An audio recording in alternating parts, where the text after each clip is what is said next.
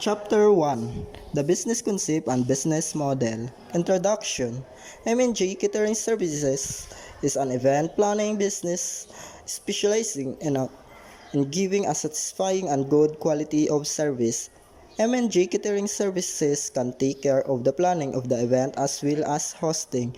M&J Catering Services brings to the community of Kulasi a new breath of air in the event planning market, combining old-fashioned and values and modern values. M&G Catering Services will lead the market, providing the same quality results every time. MGS Catering Services an equal opportunity business, making its expertise and its product available to help its customer plan their own event. Party pack complete kits for their event, decorating the place and make hosting a party a snap right down to the refreshment. The market for event planning is steady and profitable. They recognize that investing in human resources is always a good investment. M&G Catering Services interests to profit nicely from this. The business goals, vision, mission, and objectives. Business, M&J Catering Services. Location, Poblacion, Kulasi, 5708 Antique.